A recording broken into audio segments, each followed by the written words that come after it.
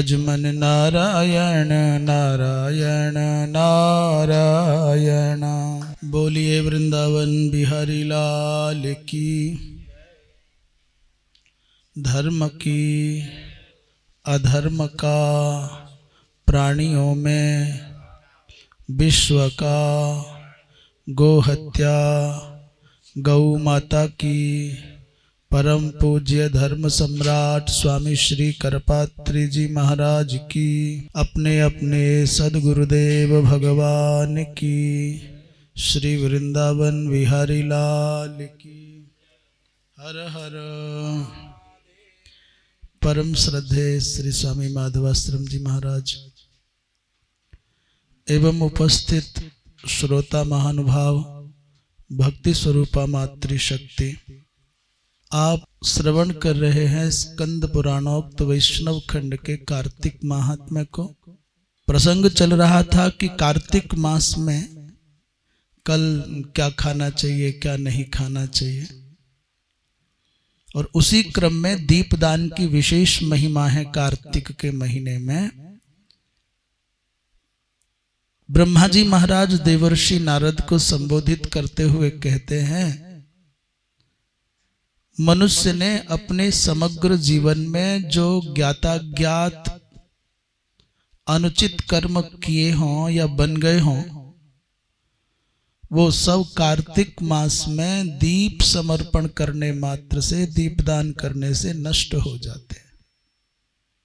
7वें अध्याय के 5वें श्लोक में ब्रह्मा जी कहते हैं, आजन्म यत कृतम पापम स्त्रिया बा पुरुषेण च। पूरे जीवन में स्त्री हो अथवा पुरुष हो, उसने यदि अपने पूरे जीवन में कोई पाप कर दिए हो तो तत्सर्वम नाश मायाति कार्तिके दीपदानतः। कार्तिक के महीने में अखंड दीपदान माने प्रतिदिन दीपक जलाए, सायंकाल को प्रातःकाल जलावे अथवा रात्रि के माने संध्या काल में प्रदोष काल में जलावे, पर दीपदान करे नित्य। बस वो प्रातःकाल जलाने में, रात्रि के दीपदान करने में यह अंतर है कि रात्रि को शोभा बढ़ जाती है, अंधकार में दीपक का और भी अधिक महत्व दिखने लग जाता है। कहते हैं पूर्व काल में द्रविड़ देश में, द्रविड़ माने आंध्रा अधिक में, आंध्र प्रदेश मानो द्रविड़ देश कहो, तो वहां बुद्ध नाम के एक ब्राह्मण थे, सीधे साधे भले आदमी। उनकी जो श्रीमती थी वो ब्राह्मण देवता जितने सरल उतनी वो अत्यंत चपल। सरल के साथ में चपल जचता नहीं, कुटिल समझे। महाराज जैसा कहें उसके ठीक उल्टा करना उसका स्वभाव। और इसका परिणाम ये हुआ कि धीरे धीरे उस ब्राह्मणी के जीवन से सदाचार विदा हो गया। आप अवज्ञा करने लग जाइए, आप माताएं अपने पति की अवज्ञा करने लग जाएं तो बाकी सारा कुछ अपने आप जीवन में बुराइयों का भंडार हो जाएगा। अनुशासन के लिए कोई तो जीवन में ऐसा हो कि जिनके सम्मुख जाने पर हमको अपनी मैं नहीं रखनी है, अपना अहम नहीं रखना है। ऐसा जीवन में कोई न होगा कि जिनके होने पर हमारा हम न रहें, तो फिर जीवन कठिनाई से भर जाएगा। दुष्टों के संग करने से उनके जीवन में और भी दुर्गुण आ गए। माई के जीवन में बाहर के संघर्ष से व्यक्ति थोड़ा पीड़ित होकर के घर आता है तो घर में अनुकूलता पाने से थोड़ा जीने का सहारा मिल जाता है। बाहर संघर्ष में जले और अंदर आए तो उससे भी अधिक तीव्र आग मिले तो कैसे जिए व्यक्ति। ब्रह्मा जी महाराज कहते हैं, नारद असमय में बुद्ध नामक वो ब्राह्मण विचारे काल कवलित हो गए, दुश्चिंता में पड़े, धीरे धीरे व्याधिग्रस्त हुए और मर गए। वो विधवा हो गई। वैधव्य का दुख नहीं है, अपितु स्वतंत्र हो गई, इसकी प्रसन्नता है। झंझट खत्म हुआ। जब देखो तब रोक टोक करते थे, टैटें करते थे, यहाँ मत जाओ, वहां मत जाओ, ये मत करो। अच्छा वो झंझट खत्म, मर गए। अब स्वतंत्र हो गई तो और भी अनाचार में स्वतंत्रतया। अब लोकापवाद का तो कोई डर था नहीं।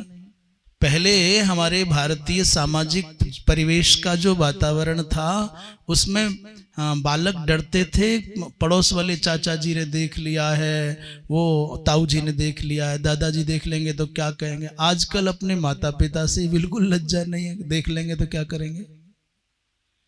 पहले गांव भर के बड़े बड़े लोगों से भय रहता था कि उनको, अरे भाई उनकी दृष्टि में ना आ जाए। आज अपनों से ही डर नहीं। और रही सही कसर आजकल ये मोबाइल वाले जीवन ने खराब कर दिया है। जो जितना अधिक उत्पाद करता है उतना अधिक फेमस हो जाता है। इसलिए भी गंदे काम करने के लिए तैयार है कि हम वायरल हो जाएं। और बड़े मगन हो रहे हैं, हम वायरल हो गए, हमको लाखों लोग जान गए। फिर भी रोटी तो तुमको थाली से उठा के खानी पड़ेगी, करोड़ों लोग जान जाएं और नाश जाए ऐसे सिस्टम का जहां वायरल होने पर पैसा आने के भी रास्ते खुल जाते हैं। मैंने उतने में ही प्रसन्न है कि लाखों लोग जान गए, हम नेशनल टीवी पर आ गए। गालियां मिली तो क्या मिला, कम से कम इनकम तो, सोर्स ऑफ इनकम ही हो गई। वही बड़े मगन है, बोले कुछ करने की जरूरत नहीं पड़ती साहब, घर में बिना बात के आ जाता है उतना पैसा। तो वो लोकापवाद का जो भय था उसकी तो कोई बात ही नहीं रही, लज्जा तो कोई थी नहीं, और भिक्षान्न से भोजन आ जाता था। अब कमाने का भी झंझट नहीं। पर याद रखना, जब तक चेहरे पर चमक है, जब तक आप संसार के उपभोग के योग्य हो, तब तक आपकी हर बात चल जाएगी। पर जिस दिन शरीर ढलेगा ना, जिस दिन चेहरे की चमक जाएगी, जिस दिन तुम संसार के उपभोग के योग्य नहीं रह जाओगे, तब ये जो झूठी प्रशंसा करके तुम्हारी प्रशंसा करके, जो तुम्हारा उपभोग करके तुम्हारे हितैषी बनने का नाटक करते हैं, फिर कहाँ मरोगे। एक दिन भगवान की कृपा हो गई, उस ब्राह्मणी के जीवन में एक तीर्थयात्री कुत्स नामक ब्राह्मण देवता आए। तीर्थ यात्रा के क्रम में कहीं जा रहे थे, रात्रि विश्राम के लिए गांव के लोगों से पूछा, भाई हमको रात्रि को किसी ब्राह्मण के घर में रुकना है। ब्राह्मण का घर इसलिए चाहते थे कि वहाँ हिंसा नहीं होगी, छल नहीं होगा, कपट नहीं होगा, पवित्रता मिलेगी, इसलिए लोग समझते थे भाई एक अच्छी जगह मिलेगी। तो गांव के बाहर कुछ लोग खेल रहे थे, उन्होंने परिहास में कहा, महाराज हम बड़ी पवित्र आत्मा का घर बता देते हैं, शुद्ध ब्राह्मणी है, ऐसी शुद्ध के सतयुग में भी नहीं मिले। और बोले वाले कुत्स नामक जो ब्राह्मण देवता थे वो समझ गए, भाई सही कह रहे हैं, सच्ची होगी।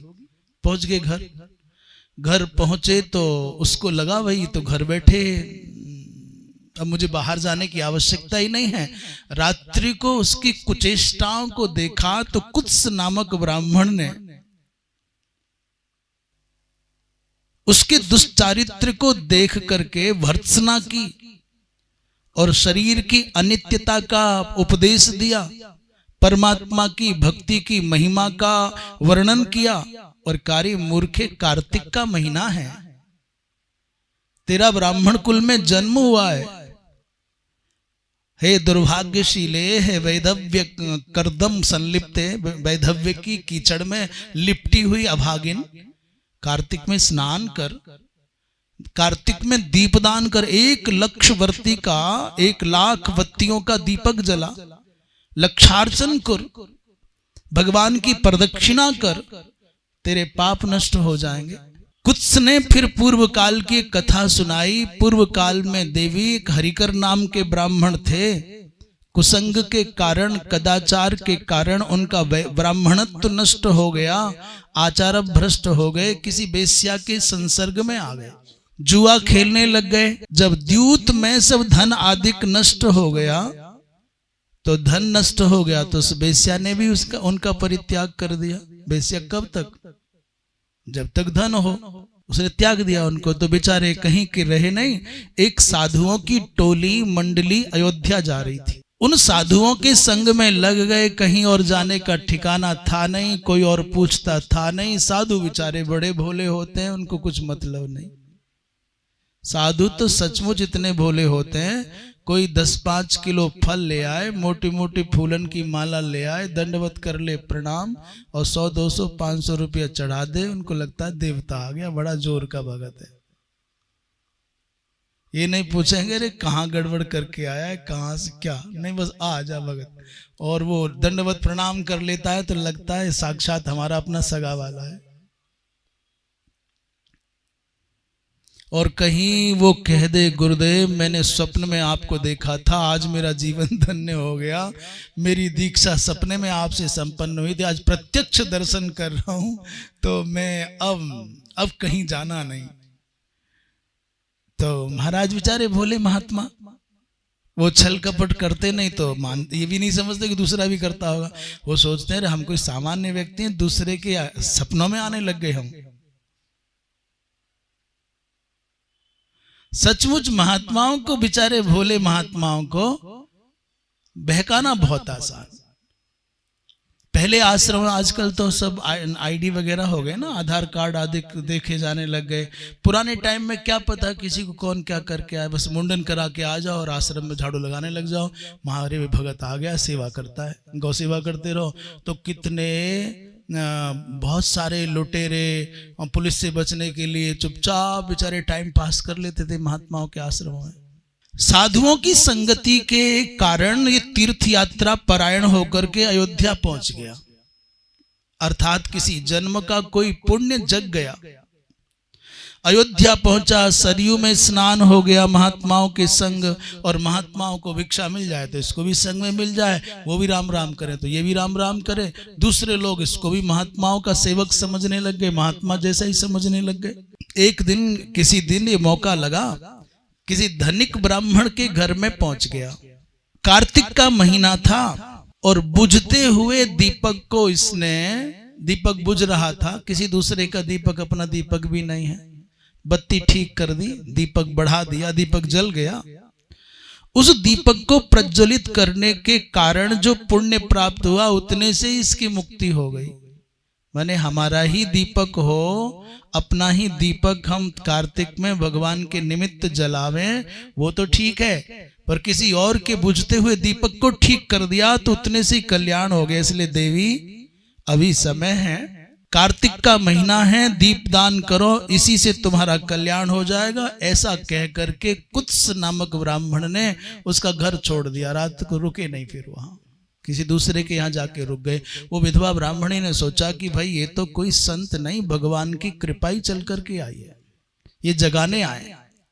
इसलिए ब्राह्मण देवता के वचनों को सुनकर के उसने कार्तिक व्रत करूंगी ऐसा निश्चित किया। प्रातः स्नान करने लग गई, जल्दी जग करके प्रतिदिन भगवान के नाम का संकीर्तन करने लग गई, दीप दान करने लग गई। अंत में निष्पाप होकर के वो स्वर्गलोक गई। भैया, दीपदान करने मात्र से मनुष्य के पूर्व जन्मों के, वर्तमान जन्म के ज्ञाता ज्ञात अनेक दोषों की निवृत्ति हो जाती है। दीपक मात्र इसलिए नहीं है कि वो अंधेरा मिटाता है, दीपक का होना मात्र इतना नहीं कि प्रकाश तो किसी और बहाने से भी हो सकता है, बल्ब जला दो तो हो जाएगा, पर बल्ब जलाने से दीपदान का महत्व नहीं होता। मोमबत्ती जलाना दीपदान नहीं है। ये जो भारतवर्ष में आजकल दीपावली पर दीपक के स्थान पर चीनी लाइटें जला देते हैं, झालर जला देते हैं और बड़े मगन होते हैं, हमने दीपावली मना दी। ये बल्ब या मोमबत्तियां जला करके समझते हैं हमने दीपदान कर दिया हो, दीपावली मन गई। नहीं नहीं, दीपदान का तात्पर्य घी अथवा विशुद्ध तेल के दीपक जलना ही है। ये झालरें जलाना दीपावली नहीं है। जो दूसरों के दीपकों को जलते हुए सहयोग कर देता है जलाने में, अथवा वो बुझने न पाए ऐसा कुछ सहयोग कर देता है, अथवा बुझ जाने पर फिर सबके साथ में मिलकर के जला देता है, उसका भी तो कहना ही क्या। इसमें एक सारोद्धार का दृष्टांत दे रहे हैं। एक इंदुमती नाम की वेश्या थी कोई। अभी जब वेश्या शब्द सुनो तो ऐसा मत सोचना कि आजकल की परिस्थितियों का जैसा ही उनका जीवन था। वेश्या होने का अर्थ ऐसा नहीं है कि वहां दुष्चारित्र ही हो, अर्थात नृत्य, गान और महोत्सव आदि का संचालन वही केंद्रों से होता था, संगीत के संरक्षण के केंद्र होते थे। वेश्या चेंदुमती नाम तस्या गेहेथ मूसिका। अभी समृद्धि समझ लीजिए, वेश्या है तो समृद्धि होगी, उठने बैठने का स्थान बड़ा भव्य दिव्य और सजा धजा होगा, अनेकों प्रकार के स्त्री पुरुष सेवक सेविका के रूप में होंगे, वहां नाचने गाने वाले होंगे। तो इंदुमती नाम की उस वेश्या धार्मिक थी, उसके यहाँ भी भगवान का पूजन होता था, दीपक जलता था भगवान के आगे। एक दिन रात्रि में जिस सेवक ने दीपक जलाया तो दीपक में तेल की मात्रा अधिक हो गई, बत्ती छोटी रह गई। अब वो दीपक बुझने को आया, इंदुमती तो सो गई, परंतु एक चुहिया आई मूसिका, उसने दीपक का तेल पी लिया। अब छोटी सी चुहिया है, कितना तेल पिएगी, थोड़ा सा तेल पी सकी। उसका फल क्या हुआ? बोले उसके तेल पीने से दीपक की बत्ती को सांस मिल गया और दीपक जो बुझने वाला था वो प्रज्वलित हो गया। बेचारी चुहिया को क्या पता कि हम पुण्य कर रहे हैं। जैसे व्यक्ति को ये पता नहीं चलता कि हम अपराध कर रहे हैं, वैसे ही चुहिया को क्या पता कि हम पुण्य कर रहे हैं। परंतु चुहिया से पुण्य हो गया। पर दीपक प्रबोधेन, दूसरे के घर में जलते हुए दीप माने बुझते हुए दीपक को प्रबोधित करने के कारण उस मूसिका ने दुर्लभ मोक्ष प्राप्त कर लिया। वो तो तेल पी रही थी बेचारी। वो धनिकों की प्रतीक्षा करते करते, रात्रि को जागरण करते करते थक गई, इंदुमती सो गई। भगवत कृपा से उस दीपक में मूसिका ने आकर के जो तेल पिया तो दीपक को श्वास आ गया, दीपक जल उठा। भैया उसी पुण्य के बल पर, उसी पुण्य के प्रभाव से और एक और काम हो गया। चंचल होता है चूहा चुहिया, चंचल होते हैं तो बार बार भगवान के चारों ओर घूमती तो भगवान की परिक्रमा हो गई। महाराज उस मूसिका से संयोगवश भगवान की परिक्रमा हो गई। अनायास दीपक को जलाया, अनायास परिक्रमा हुई और वो मूसिका अगले जन्म में पहले मनुष्य बनी और मनुष्य जन्म में साधना करके, पूर्व जन्म की स्मृति थी उसको, फिर बड़ी तत्परता से लगन से साधना की, फिर मोक्ष प्राप्त कर लिया। भैया जब दूसरे के बुझते हुए दीपक को जलाने का ये पुण्य है तो सोचो अपने निमित्त अपने ही हाथों से अपना ही दीपक जलाओ, उसका क्या पुण्य होगा।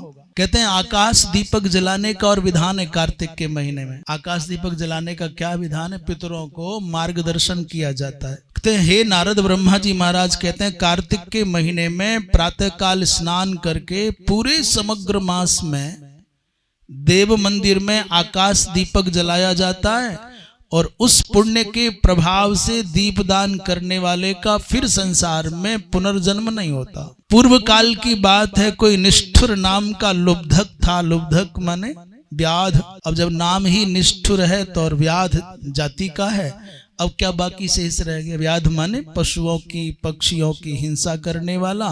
व्याध माने जंगल में कोई मनुष्य भी फंस जाए तो उसको लूट लेने वाला और आवश्यकता पड़े तो मार देने वाला। यमुना के किनारे पर पशुओं को, पक्षियों को, पथिकों को लूटता, मारता, जीवन यापन करता था। पशु पक्षियों को तो मारना ही है, पर पथिक जो आ जाते हैं उनको लूटना और संघर्ष हो तो मार देना।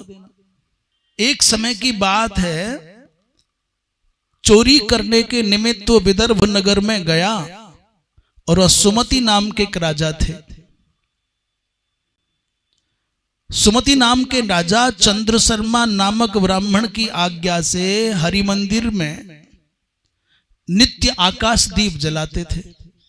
वो चोरी करने के भाव से उस नगर में आया, विदर्भ नगर में, और चंद्र शर्मा नाम के जो पुरोहित हैं, आचार्य हैं, उनकी आज्ञा से वहां विदर्भ के जो राजा हैं सुमति, सुकृति, वो नित्य मंदिर के शिखर पर आकाश दीप जलाया करते थे।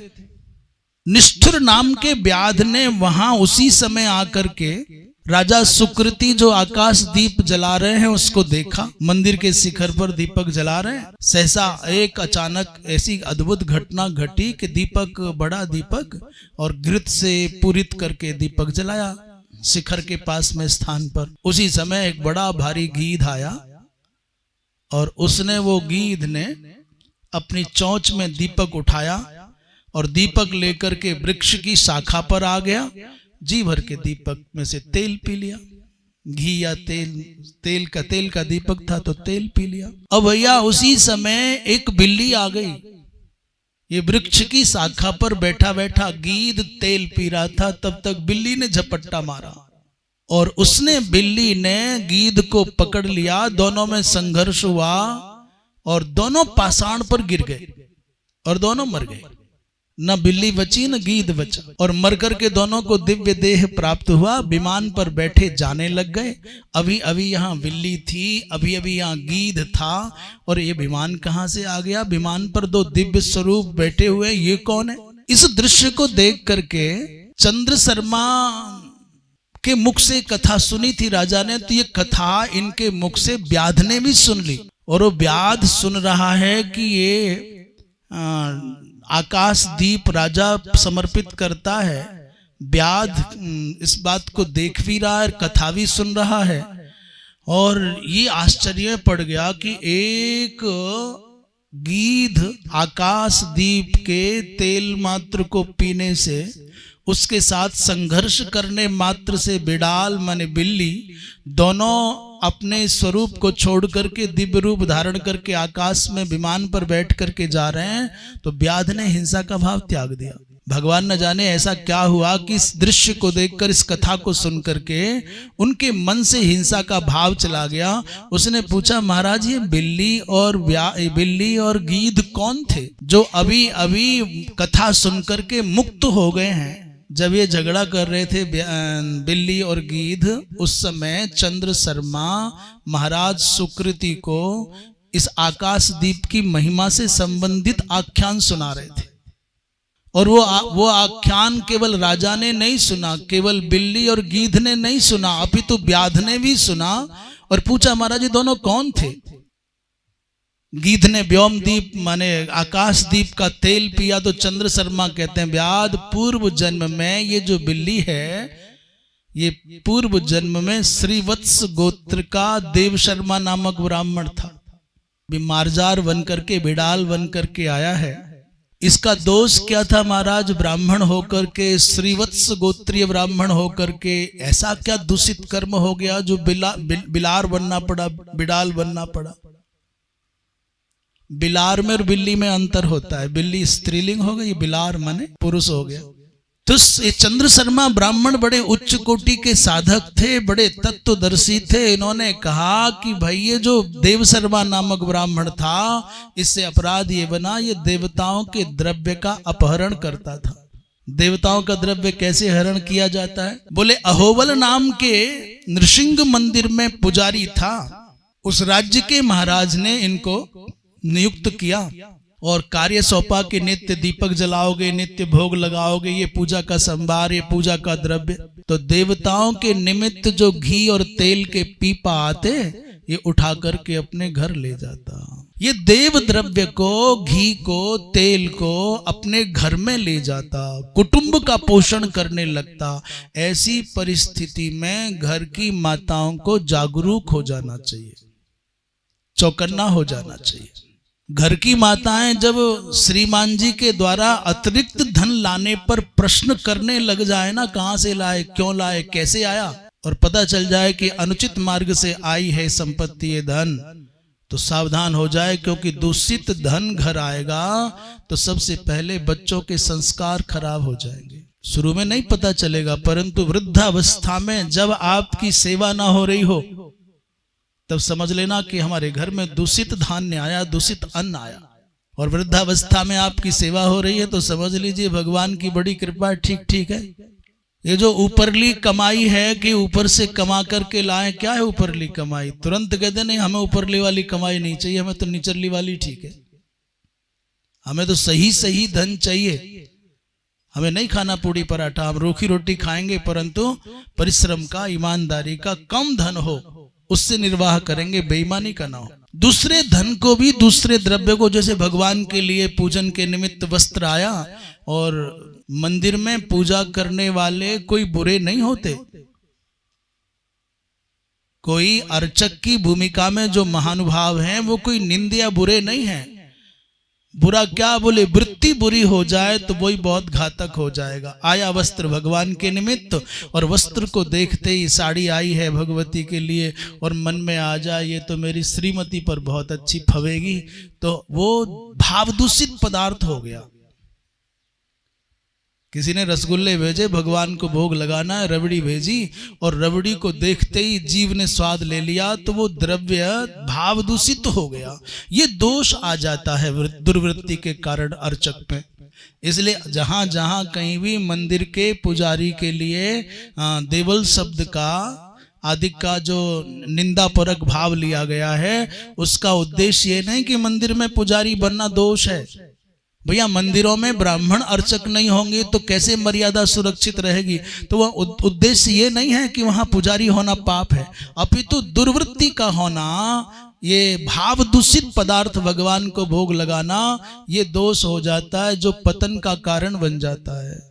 अति भगवान के समीप रहने पर मर्यादा का पालन करने में चूक हो जाएगी, वो अपराध बन जाता है।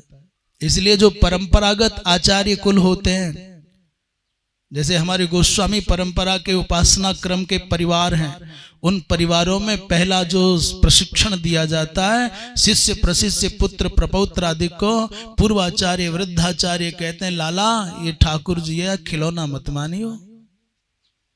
ये हम आपको अंतरंग बात बता रहे हैं। जो पूर्वाचार्य हैं वो अपने शिष्य परंपरा प्रशिष्य परंपरा को जो प्रशिक्षित करते हैं, जो अपने परिवार की अगली पीढ़ी को ठाकुर जी की सेवा के निमित्त तैयार करते हैं, वो कहते हैं कि लाला ये ठाकुर जी साक्षात ब्रह्म है, या खिलौना मत मानियो, सावधान रहियो, मर्यादा लंघन नहीं होने पाए। आने वाले पदार्थ तुम्हारे पुरुषार्थ का प्रतीक नहीं है, तुम्हारे परिश्रम का प्रतीक नहीं है, ये ठाकुर जी की कृपा का प्रतीक है। जो पदार्थ आवे, जो द्रव्य आवे, वो साक्षात भगवान को जाए, और फिर प्रसादी रूप में कोई और उसका उपयोग करे, उपभोग करे, विषय एक अलग है। परंतु समर्पित करने से पहले उपभोग की वृत्ति आ गई तो महापाप हो जाएगा, महापतन होगा। माने भाव दूषित होने का भय। इसलिए पुजारी के बारे में कोई बहुत अच्छी धारणा जब नहीं कही जाती, उसका उद्देश्य यही होता है। भगवान को भोग लगाने से पहले आपके मन में उसको चखने का भाव आ गया, ये दोष हो जाता है। तो क्या हुआ, ये जो श्रीवत्स गोत्रीय देव शर्मा ब्राह्मण थे, राजा के द्वारा समर्पित जो मंदिर में भगवान की सेवा के निमित्त पदार्थ आते, उनको घर ले जाते, कुटुंब पोषण करते। ये देव द्रव्य का अपहरण करना है।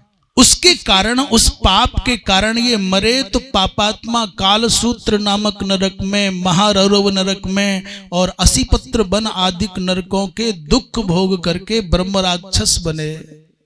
ब्रह्म राक्षस बनने के बाद कुत्ता बने, फिर चांडाल बने।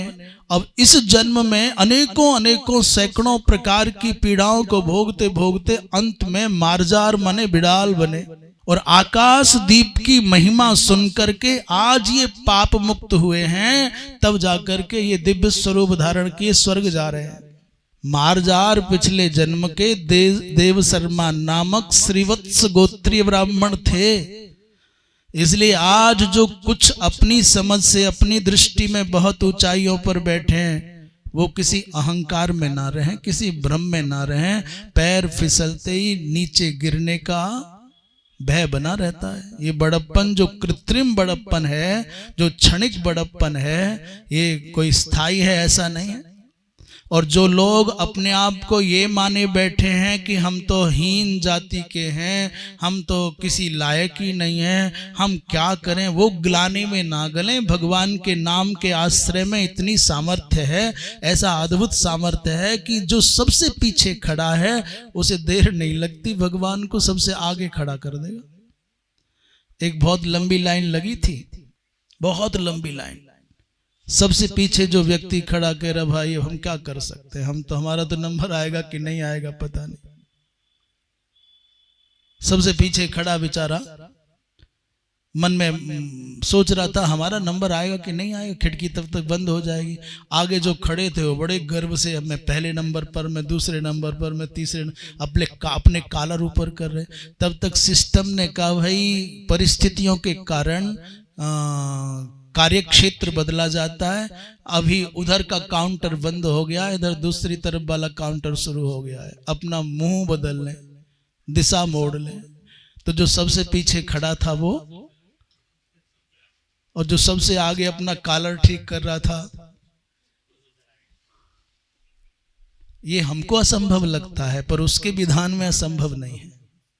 एक बिल्ली मुक्त होकर के स्वर्ग जा सकते विमान में बैठ करके, एक गीध मुक्त होकर के विमानारूढ़ होकर के जा सकता है, तो और तो किसी की बात क्या है। कहते हैं उन्होंने चंद्र शर्मा नामक ब्राह्मण देवता ने कहा, हे व्याध, ये जो गीध था ना, ये भी मिथिला में पूर्व काल में वेद पारग शर्याती नामक बड़ा विख्यात विद्वान था। इनका नाम था शर्याती। पर गड़बड़ क्या हो गया, बहुत धनवान थे। इनके यहाँ दासी के रूप में कोई सेविका के रूप में कोई आकर के रहने लग गई, और उसके संसर्ग मात्र से ये पतित हो गया, ब्राह्मणत्व नष्ट हो गया, मरे। तो कुंभी पाक नामक आदिक नरकों को भोगते हुए अंत में गीध बन करके यहाँ आए। पहाड़ियों पर जो चल रहे हैं, ऊंचाइयों पर जो चल रहे हैं या खड़े हैं, वो दुनिया को बहुत छोटा समझ रहे हैं, बड़ी छोटी, बड़ी तुच्छ, बहुत बौने बौने संसार के लोग हैं, हम बहुत ऊंचे हैं। परंतु सोचो कि जो पहाड़ी पर ऊंचाई पर शिखर पर खड़ा है, वो वहां से पैर फिसले गिरे तो कहाँ जाएगा? पर वो कहाँ जाएगा? वो ऊपर से नीचे गिरेगा तो नीचे नहीं जाएगा, उस ऊपर ही मिलेगा। वो दिखेगा कि नीचे गिरा है, पर नीचे ढूंढ नहीं पाओगे आप। ऐसे भी पहाड़ी क्या है, पर्वतों के जो शिखर है वो क्या है? आज तक जिसने भी पहाड़ देखे होंगे धरातल से, वो समतल से पहाड़ की ओर बढ़ेगा तो देखना पृथ्वी में और पर्वत के बीच में गैप होगा, एक खाई होगी। वो घाटी क्या है, वो खाई क्या है? खाई का मतलब जानते हो? इस पहाड़ की ऊंचाई ने धरती का जो हिस्सा खाया है वो खाई है। पहाड़ की ऊंचाई कहां से आई? पहाड़ की ऊंचाई अपने बाप की ऊंचाई नहीं है। धरती के कुछ हिस्से की मिट्टी को ज्यादा कब्जा कर लिया और ऊंचा खड़ा हो गया, वो पहाड़ की ऊंचाई है। समुद्र के ऊपर जो ऊंची ऊंची तरंगें उठती हैं, वो तरंगों का अपना पिताजी का जल नहीं है। जल का कोई हिस्सा ज्यादा इकट्ठा किया, ऊंचाई पर दिख रहा है, तो देखना तरंग के नीचे समतल नहीं होगा, कुछ गहराई बनेगी।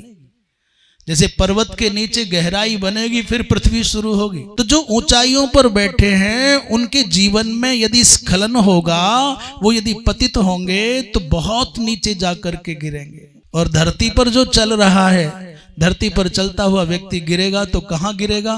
बोले धरती पर ही गिरेगा। महाराज, इस व्यक्ति को उस पाप के कारण गृध्र बनना पड़ा, और अनायास आज इसने आकाश दीप की महिमा सुनी, आकाश दीप का स्पर्श किया और आकाश दीप को लेकर के ये उड़ा, तो उसके प्रतिफल स्वरूप आज इसके सब पाप कट गए। विध्वस्ताखिल पापः, और ये आज हरि मंदिर को गया है। वृंदावन बिहारी लाल की। उस व्याध ने भी उसी दिन से प्रतिज्ञा कर ली, अब मैं जीव हिंसा नहीं करूंगा, और कार्तिक व्रत किया, दीपदान किया, तो वो भी मुक्ति को प्राप्त हो गया। कहते हैं आकाश दीप कब जलाना चाहिए, रात्रि में अथवा दिन में? आकाश दीप का तात्पर्य ऊंचाई पर रखना। बोले प्रातः अपि रात्रौ, माने प्रातः काल में भी जला सकते हैं, परंतु रात्रौ एव दातव्यम, रात्रौ दद्यात् व्योम दीपम, ऐसा श्लोकों में आता है। मंत्र है इसका, दामोदराय विश्वाय विश्वरूप धराय च नमस्कृत्वा प्रदास्यामि व्योम दीपम हरिप्रियम। भगवान दामोदर को, विश्वरूप भगवान नारायण को स्मरण करके उनकी प्रसन्नता के लिए आकाश दीप जलाना चाहिए, और पूरे महीने जलावे। राजा ने रात्रि में आकाश दीप प्रज्वलित किया और ब्रह्म मुहूर्त में भी जलाया, तो जब भी अनुकूलता बने तब जलाना चाहिए। जो व्यक्ति कार्तिक के महीने में आकाश दीप भगवान को अर्पित करता है, उसको कभी भी यमराज का मुख नहीं देखना पड़ता। आकाश दीप के प्रसंग में दूसरा दृष्टांत सुना रहे हैं सनत कुमार संहिता का। पहला तो सुन लिया आपने, गीध और बिडाल के उद्धार का। बालखिल्य नाम के महात्मा कहते हैं, हे महात्माओं, हे ऋषियों, सायंकाल संध्या के समय पर तिल के तेल के द्वारा आकाश दीप भगवान नारायण को समर्पित करना चाहिए। जो दीप दंड है, दीपक का जो डंडा है, वो कैसे बनता है? 20 हाथ ऊंचा डंडा होना चाहिए। उत्तम तो 20 हाथ ऊंचा डंडा है। उस पर डंडे पर फिर इस युक्ति से एक ऐसा कुछ बनाए डंडा के ऊपर बांध करके, जिससे कि हवा में दीपक ना बुझे। तो क्या बनाते हैं, घरौंदा जैसा बना दें। पश्चिम उत्तर प्रदेश में शारदीय नवरात्रियों में एक झांझी लेकर के चलते हैं। मुजफ्फरनगर में चलें कि नहीं चलते हैं? अब आजकल कम हो गई होगी। बाल्यकाल में झांझी माने डंडा पर टेसू क्या बनाते, मिट्टी के दीपक बनाते, उसके अंदर मिट्टी के वो बनाते घरौंदा जैसे, उनके अंदर दीपक जलाते, फिर घर घर वाला इकट्ठे होकर के सायंकाल को चलते थे लेकर के। वो एक तरह से मानिए टेसू, एक तरह से मानिए आकाश दीप का ही बदला हुआ रूप है। डंडे के ऊपर मिट्टी के आकार बनाते, उनके अंदर दीपक ऐसा रखते, झांझी जैसी बनाते कि दीपक बुझने नहीं पाता हवा चलने पर भी। 20 हाथ ऊंचा डंडा उत्तम है, 9 हाथ ऊंचा डंडा मध्यम है, और 5 हाथ माने कम से कम 5 हाथ ऊंचा डंडा होना चाहिए। फिर उसके ऊपर कागज आदि के द्वारा ऐसा एक हट जैसा छोटी सी कुटी जैसी बना दो, जिसके अंदर दीप सुरक्षित भी रहे और दीपक जलता रहे। उसके ऊपर पताका भी जला माने पताका भी बांधनी चाहिए, छोटी सी ध्वजा, छोटा सा झंडा, और पारदर्शनी प्रकाश का अवरोधन न करने वाली करिंडिका माने कंडिया बनानी चाहिए। कंडिया कहते हैं उसको। पारदर्शी माने ऐसी पोलोथीन से उसको आवृत करें कि प्रकाश दिखता रहे और हवा से उसकी सुरक्षा हो जाए। उसमें दीपक को स्थापित कर दे, और करंडिका का भार इतना हल्का होना चाहिए जिससे कि बांस स्थिर रह जाए। कंडिया इतनी हल्की हो कि बांस पर टिक जाए। ऐसा ना हो कि साइकिल के पहिए बेचारे कमजोर हों और उस पर बैठने वाले, ऐसा नहीं कंडिया इतनी हावी हो जाए, भारी हो जाए कि बेचारा डंडा कांपने लग जाए। इसको पितरों के उद्धार के निमित्त अर्पण किया जाता है। मंत्र बोला जाता है आकाश दीप अर्पण करते समय, नमः पितृभ्यः प्रेतेभ्यो नमो धर्माय विष्णवे नमो यमाय रुद्राय कांतारपतये नमः। इस दीपदान के द्वारा यदि आपने दीपदान किया तो नरक में पड़े हुए भी पितृगण इस दीपदान मात्र के प्रभाव से वो स्वर्गवासी हो जाते हैं, नरक छोड़ करके। कार्तिक कृष्ण पक्ष से लेकर के माने द्वादशी आदि जो कार्तिक तिथि हैं शुक्ल की और कृष्ण पक्ष की, उसमें कार्तिक शुक्ल द्वितीया पर्यंत ये दीपदान किया जा सकता है, अथवा कार्तिक शुक्ल प्रतिपदा से 5 दिन पर्यंत ये किया जा सकता है। और ये प्रयत्न करना चाहिए कार्तिक कृष्ण एकादशी से, माने पूरे महीने आप अर्पण नहीं कर पा रहे हैं दीपक, तो कार्तिक कृष्ण एकादशी से आरंभ करें आप। एकादशी, द्वादशी, त्रयोदशी, चतुर्दशी, अमावस्या 5 दिन, और फिर कार्तिक शुक्ल प्रतिपदा को आ जाता है गोवर्धन, और द्वितीया को भैया दूज, माने 7 दिवस पर्यंत अखंड नित्य। आप ये मत सोचो कि छोटी दीपावली से ही दीपदान आरंभ करेंगे। हम लोग प्राय क्या करते हैं, धनतेरस को 2 दीपक जला दिए, एक यहाँ एक वहां, चलो भाई हो गया। छोटी दीपावली को 4 जला दिए, 2 वहां 4 वहां, और दीपावली माने अमावस्या आई तो 100-200 दीपक जला दिए। फिर भी बहुत धन्यवाद, 100-200 जला देते हैं, नहीं तो लोग बाजार से सस्ता वाला ले आए झालर और दीवारों पर टांग करके निवृत्त हो गए, सो गए। अब हवा भी बुझा नहीं सकती, झंझट भी खत्म, सस्ता का सस्ता और सॉलिड का सॉलिड। इस चक्कर में, सस्ते के चक्कर में लोग चाइनीज माल उठा लाते हैं। मैं निवेदन करूं कि एक दृष्टि से पहले तो ये बल्ब आदि जलाने का कोई औचित्य ही नहीं है।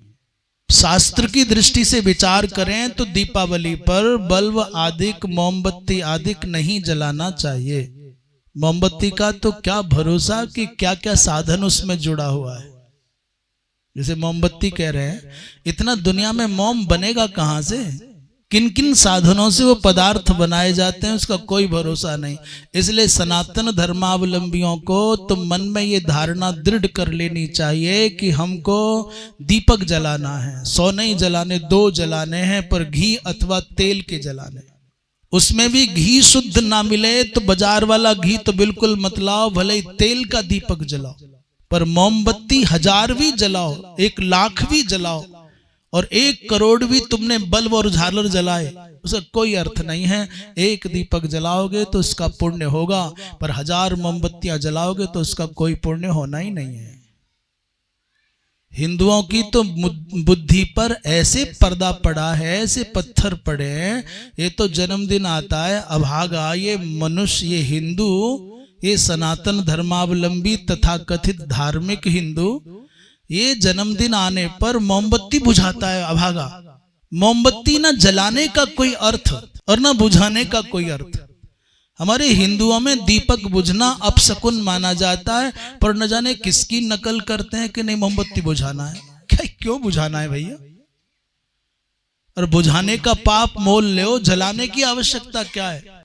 बढ़िया गाय के दूध की खीर बनाना छोड़ करके बिना मतलब के बाजार से केक नाम की गंदगी लाता है, उसको काटता है और खाता कम है, एक दूसरे के थोबड़े पर लपेटता ज्यादा है। क्या औचित्य है भाई इसका? इसलिए जन्मदिन आदि मनाते समय दीपक या मोमबत्तियां जलाने का कोई औचित्य नहीं है, मोमबत्तियां बुझाने का कोई औचित्य नहीं है, केक काटने का और एक दूसरे के थोबड़े पर लपेटने का कोई औचित्य नहीं है। पर क्यों कर रहा है पता नहीं है। कोई रामायण में लिखा हो, भागवत में लिखा हो, किसी पुराण में लिखा हो, किसी वेद में लिखा हो।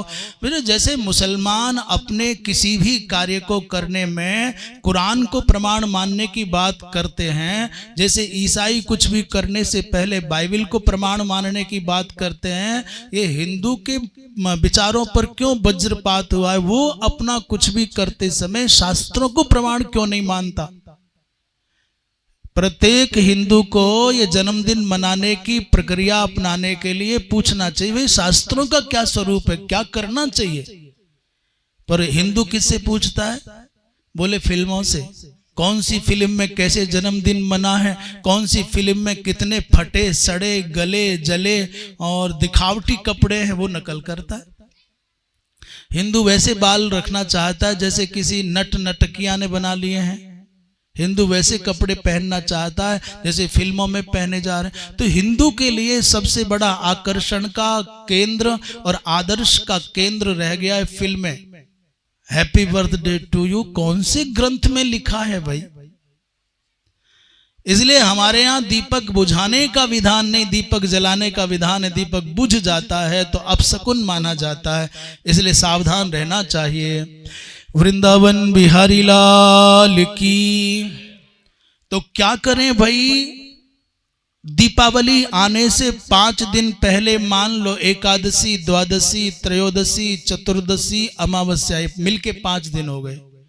और उसके बाद 2 दिन प्रतिपदा और द्वितीया, माने यम द्वितीया जिसे भैया दूज कहते हैं, और प्रतिपदा माने जिसमें गिरिराज जी की पूजा होती है, गोवर्धन पूजा होती है, बलि पूजा होती है।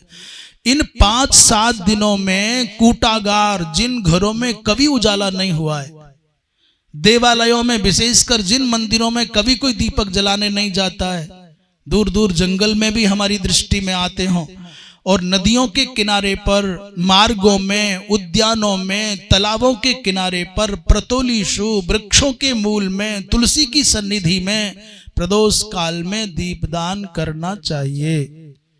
दीपक जलाने का मतलब केवल चतुर्दशी और अमावस्या ही नहीं है, दीपक तो पूरे कार्तिक के महीने में ही जलाने। प्रदोष समय दीपान दद्यात और अन्य दीपान रक्षेत अथवा ब्राह्मणाय तैलम। यदि आप मान लीजिए कठिनाई है, नहीं जला पा रहे हैं, हम घर में अकेले हैं, अस्वस्थ हैं, क्या करें, तो महाराज ये तेल ले लीजिए, ये पैसा द्रव्य दे दो, दीपक खरीद लीजिए, महाराज दीपक जला दीजिए कहीं मंदिर में, किसी ब्राह्मण को दे दे। कार्तिक अमावस्या में जो हम जिसको दीपावली कहते हैं, जिसको ये मानते हैं कि अयोध्या में दीपावली इसलिए मनाई गई कि भगवान राम रावण पर विजय प्राप्त करके लौटे, तो पूरी की पूरी अयोध्या को राम जी के स्वागत के लिए सजाया गया और तभी से दीपावली मनाए जाने लगी। ये बात पूरी तरह ठीक नहीं है।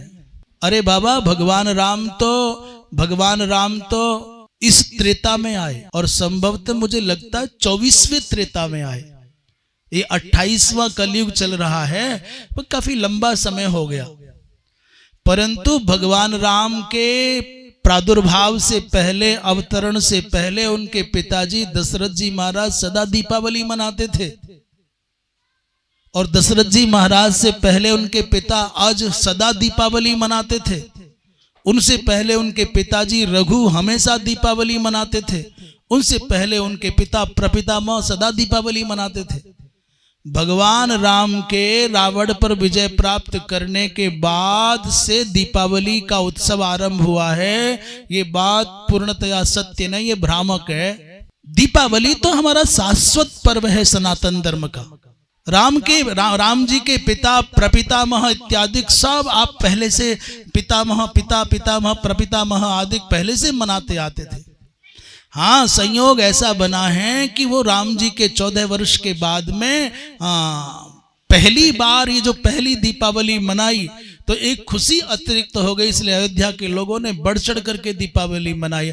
अभी कोई कहने लग जाए, कोई यहाँ उत्तर प्रदेश का व्यक्ति साहब, दीपावली तो अयोध्या में 2017 के बाद से मननी शुरू हुई है। जैसे आजकल कह देते हैं ना, भारत स्वतंत्र हुआ 2014 के बाद। बहुत सारे लोग बोल जाते हैं ना, तो कोई कह दे कि 2017 से पहले अयोध्या में दिवाली होती कहां थी? कौन कहता दिवाली होती थी? बाबा, दीपावली होती थी, पर जब से योगी जी आए 14, 15, 16, 17, मैंने 13, 14, 15, 16, 17 में ही तो आए ना योगी जी यहाँ। तो 17 में योगी जी आने के बाद लाखों लाखों दीपकों से जो सरयू का तट सजाया गया वो दुनिया की दृष्टि में आ गया। अन्यथा इनके पहले भी हर घर में दीपावली मनाई जाती थी, पर शासक के परिवर्तित होते ही, सत्ता के परिवर्तित होते ही प्राथमिकता में दीपावली हो गई।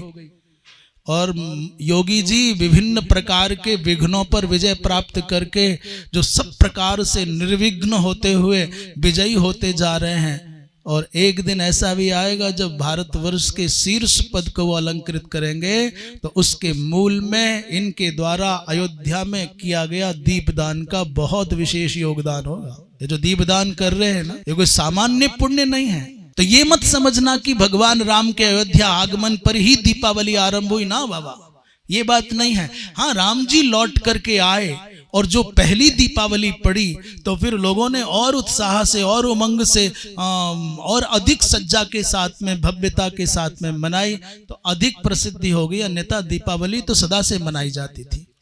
दीपावली क्यों मनावें? ये अंधकार भरी रात्रि है, कार्तिक की रात्रि, अमावस्या की रात्रि है। अब सोचो, अमावस को दीपक नहीं जलाए जाएंगे तो कितना घना अंधेरा रहेगा। उस रात्रि में भगवती लक्ष्मी भ्रमण करती हैं बाहर। जिन जिन घरों में दीपक जलते हैं, जिन जिन घरों में लोग जलते हैं, जिन जिन घरों के द्वार खुले रहते हैं, भगवती लक्ष्मी प्रसन्न होकर के उन घरों में पहुंच जाती है। रात्रौ लक्ष्मी समायाति द्रष्टुम भुवन कौतुकम। अमावस्या की, कार्तिक अमावस्या की रात्रि में भगवती ऐश्वर्य की अधिष्ठात्री माँ लक्ष्मी परिभ्रमण पर निकलती है और यत्र यत्र च दीपांसा, जहां जहां जलते हुए दीपकों को देखती है, पश्यत्यवधि समुद्भवा, समुद्र में उत्पन्न होने वाली महामाया महालक्ष्मी जिस घर में जलते हुए अखंड दीप देखती है, तत्र तत्र रतिं कुर्यात्, उस घर से उनको प्रेम हो जाता है। माँ लक्ष्मी को अंधेरा अच्छा नहीं लगता। नांधकारे कदाचन तस्मात् दीपः स्थापनीयः, तस्मात् दीपः स्थापनीयः कार्तिके मासी वै सदा। इसलिए पूरे के पूरे कार्तिक मास में तो दीपक जलाना ही है, और कदाचित पूरे महीने में जलाना भूल जाओ, चूक जाओ, तो फिर ये जो 5-7 दिन बताएं इनमें तो जरूर जलाना। और कदाचित 5-7 दिन पूरे जलाना संभव ना हो तो कार्तिक अमावस्या माने दीपावली की रात्रि को तो अपने हाथ से दीपक अवश्य जलाना चाहिए।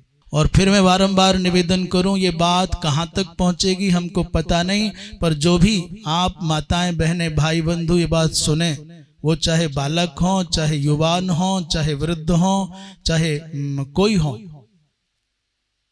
मेरा निवेदन है कि इस दीपावली, इस बार जो दीपावली आए, इस बार जो कार्तिक आए, इस कथा के श्रवण की दक्षिणा ये मानना कि आपको तो स्वयं अपने हाथों से, भले कांपते हुए हाथों से दीपक जलाना है, अपने आप तो जलाना ही जलाना है, पर सौगंध खाना कि कम से भी कम 10 लोगों को दीपक जलाने की प्रेरणा देंगे। मोमबत्ती नहीं, ये चीनी झालर नहीं, ये बिजली के बल्ब नहीं, दीपक जलाना है। आटे के बना करके जलाओगे तो अगले दिन वो आटा किसी पशु, किसी पक्षी की भूख मिटाएगा। और यदि मिट्टी के दीपक जलाओगे कुम्हार के यहाँ से ला करके, बिल्कुल विशुद्ध भारतीय देसी, तो किसी आपने अपने हिंदू भाई के घर का दीपक जलाने में आपका योगदान होगा। तो दीपक भी जलाना है तो विदेशी मिट्टी का नहीं लाना है, दीपक भी जलाना है तो मोमबत्ती नहीं जलानी है, दीपक भी जलाना है तो झालर नहीं जलानी है कि चीनी झालर ला करके दीवार और छत सजा दी। एक जलाओ चाहे 1 लाख दीपक जलाओ, पर या तो आटे के बना करके जलाना या फिर अपने किसी भाई बंधु कुंभकार के घर से लेकर के आना। आपके द्वारा दिया गया दीपक का धन द्रव्य उसके घर उजाला करेगा, उसकी भूख मिटाएगा। तो ऐसे दीपक जलाना, तेल के अथवा घी के जलाना, परंतु जलाना और अपने अपने साथ ये बात 10 लोगों तक पहुंचा सको, न्यूनातिन्यून इसके लिए प्रयत्न करना कि संदेश 10 लोगों तक पहुंच जाए, 10 लोगों को आप तैयार कर पाओ। क्योंकि आप जिसके प्रति हित बुद्धि रखते हैं, जिससे प्रेम रखते हैं, जिसको तो आप आत्मीय मानते हैं, उसको सत्कर्म करने की प्रेरणा देने पर अच्छा होगा। जहां कहीं भी अमावस्या को अंधकार हो वहीं दीपक जलाना चाहिए। ये मेरा बाग है, ये मेरा बाग नहीं है, ये मेरा पेड़ है, ये मेरा पेड़ नहीं है, ये नदी किसी की नहीं है, मंदिर किसी के नहीं होते। जहां कहीं आपको लगता हो यहां दीपक जलना चाहिए वहां जलाए। दुर्बलस्य गृहे विशेषतः दीपम प्रज्वालयेत। और जो असक्त है, अस्वस्थ है, दुर्बल है, अक्षम है, उसके घर जरूर जाना, तेल और दीपक लेकर के, माचिस और रुई लेकर के। कहा भैया क्या बात है, आज घर में उजाला नहीं हो रहा है? अपने आसपास झांक करके देखना, अपने घर में 100 दीपक जलाना और गरीब के यहाँ जा करके 1 दीपक जलाओगे तो आपको हजारों नहीं लाखों दीपक जलाने के बराबर पुण्य होगा। दुर्बल के घर में विशेष रूप से दीपक जलाना चाहिए। पुरा हरि करो विप्रह, पूर्व काल में हरिकर नाम के विप्र ने दीप दान करके स्वर्ग प्राप्त किया था। ऐसे अनेक प्रकार के आख्यान हैं। इसलिए अब के बार जब दीपावली आएगी, अब के बार जब कार्तिक आएगा, तो ये बात याद रखना और ये कथा सुनने की दक्षिणा के रूप में स्वयं तो दीपक जलाना ही है। फिर निवेदन करूं, दीपक भी बिजली वाले नहीं, मोमबत्ती वाले नहीं, तेल या घी वाले। आटे के अपने घर से दीपक बनाओ या मिट्टी वाले लेकर के आओ, तो फिर आपको विशेष लाभ होगा। और कम से भी कम न्यूनातिन्यून 10 लोगों तक ये संदेश पहुंचाना, 10 लोगों के द्वारा दीपदान कराना, करने की प्रेरणा दो या कराओ, तो ये आपकी दक्षिणा हो जाएगी। इसी के साथ आज वक्तव्य को विराम। वृंदावन बिहारी लाल की। श्रीमन नारायण नारायण नारायण।